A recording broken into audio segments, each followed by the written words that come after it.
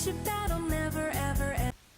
It's been a while since we've done a brand new Firefly Fun House theory video on the channel, and I'm really pleased that today's the day we're finally going to be doing a new one. You may notice that this video is a bit longer than other theory videos that we've done in the past. The reason for that is we're not just discussing one or two things, we got a handful of things to discuss, and I'm really looking forward to bringing you and showing you this video because some of it's really good.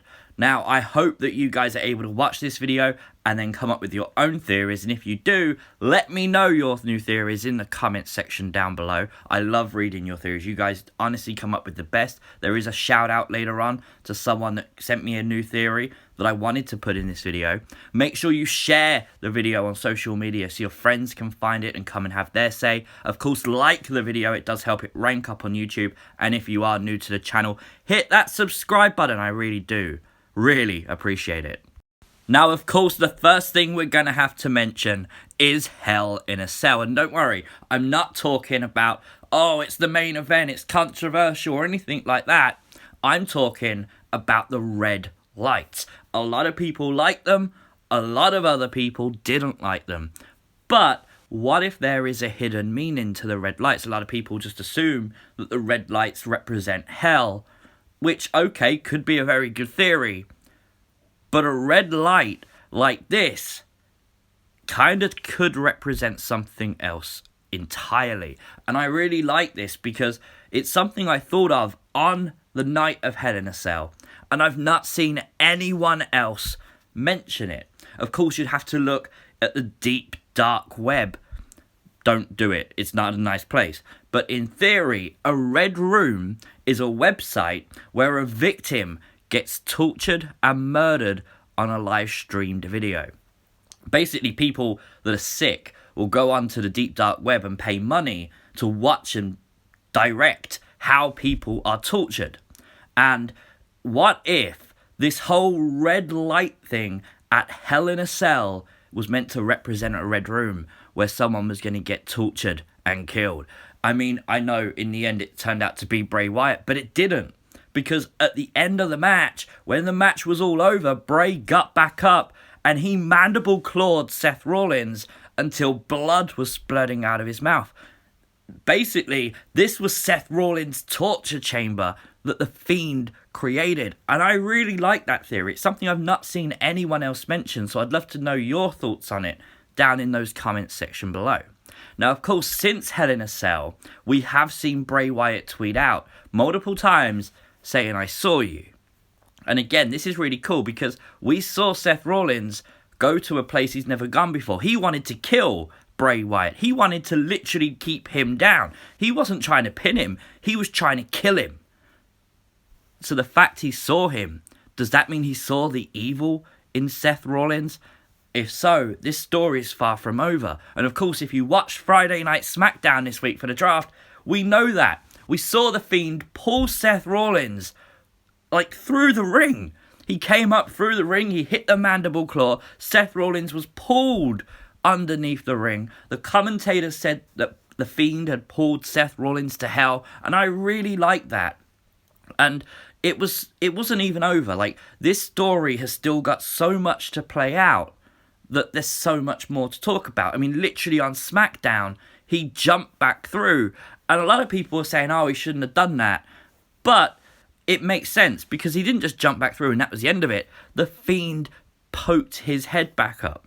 Seth was meant to escape the clutches of the Fiend because the Fiend let him. And the Fiend right there is sending a message to Seth that he's always watching. That the Fiend could easily pull that leg of Seth Rollins straight back down to hell. And Seth Rollins couldn't do a damn thing about it. The Fiend is power.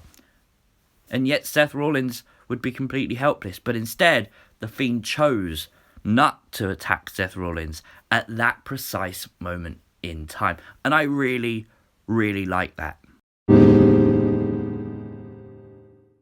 Now we turn our attention to the Firefly Fun House. And more importantly, the Wall of Friendship. You can see quite clearly here all the different pictures of victims of the Fiend. And we have mentioned before why his sister Abigail on that wall, because if this is the wall of friendship, these are all victims of Bray Wyatt. Is she a victim? We have spoke about that in the past. But there is a picture missing from the wall of friendship. Of course, Braun Strowman. We all saw the Fiend attack Braun on Raw in defense of Seth Rollins, but he never hung his picture. And this picture was taken on the very last Firefly Fun House before Hell in a Cell. So it was after the attack on Braun. But we did see before the attack on Braun, Bray Wyatt hang up this picture frame with a blacked out image. And this picture frame has completely disappeared. It's not on the wall of friendship at all. It's completely gone. Who was this frame for? Maybe this frame tells us the entire story. Maybe the picture is correct. Maybe it's not meant to be empty. Maybe it is meant to be Liv Morgan. I know a lot of people are so anti-Liv Morgan joining Bray Wyatt, but we'll get to a cult leader thing in a moment. But Liv Morgan joining Bray, I think, would add a new dimension, not only to her character, but to the Fiend's character. I want to see a new attitude from Liv Morgan. I think she's great in the ring, and I think giving her a character we can care about would be absolutely perfect for her. But of course, we think it's her picture because on Twitter, since she went away and left the WWE to come back real, she has blacked out her Twitter. It's been blacked out ever since. And you can see quite clearly here, her picture is black. So maybe the picture on the Firefly Funhouse Wall of Friendship represents Liv Morgan, and maybe the Fiend has made Liv Morgan let him in. Now, of course, Liv Morgan is a subject we have looked at on the channel before. We have discussed her being in the Funhouse, but the majority of that comes from the laugh. We heard her laugh on the Funhouse, and of course the cryptic tweets. This is really, really fun because literally straight after the Hell in a Cell main event, she tweets every single time we see the Fiend. If you notice, it's on days we see the Fiend. And I like that. I mean, yeah, some of them are song lyrics and stuff, but just look at it. I kept crying for help, but no one wanted to hear me. Maybe Bray has finally heard her. And pain is beautiful was what she tweeted when Bray got his head smashed in by Seth Rollins. And I genuinely think that Liv would be a great addition to the Fiend. I don't think she'd take anything away from the Bray Wyatt character.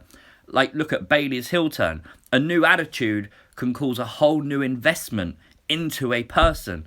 And if you brought back Liv Morgan as that kind of role, you're going to get people talking. You're going to get people jumping off their seats to see what she does next. And that would be perfect. Now, back on to Seth Rollins and Bray Wyatt, and it's very hard at the moment to not talk about Seth Rollins, because at the moment he is so intertwined with the Firefly Funhouse, with Bray Wyatt, that it has to be mentioned, because if you're coming up with these series, he's a big part of the story now.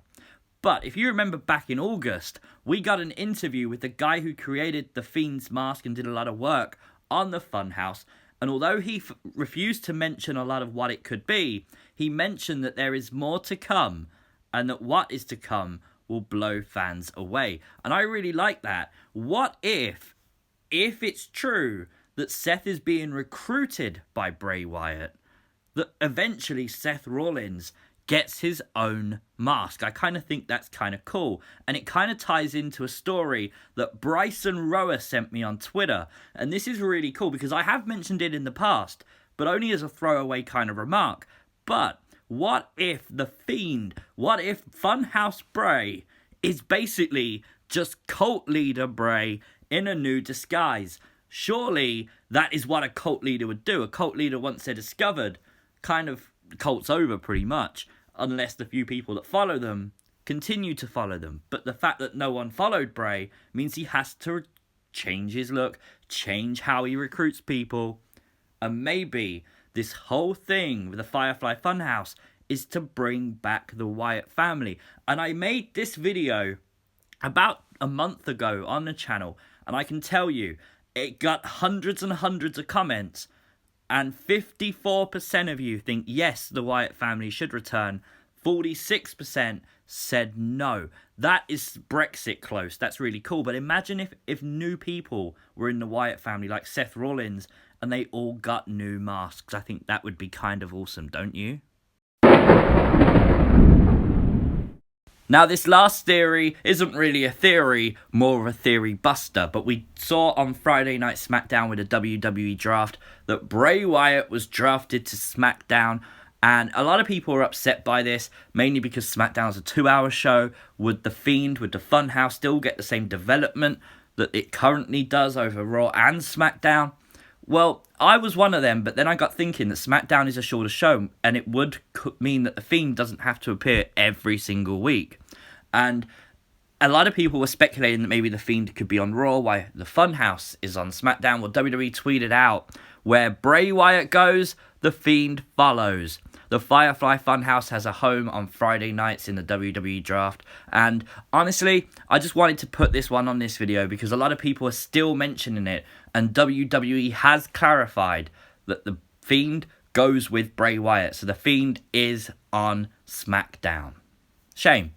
And that's it. We are done. We're 11 minutes into the video, so I do appreciate it if you are still watching. Of course, if you haven't already, hit that like button because it really does help the video rank up on YouTube.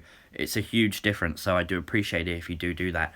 And of course, if you looked at anything in this video and you've come up with your own ideas, let me know your thoughts in the comment section below. I'd love to hear what you guys come up with. Share it on social media and subscribe to the channel if you're new.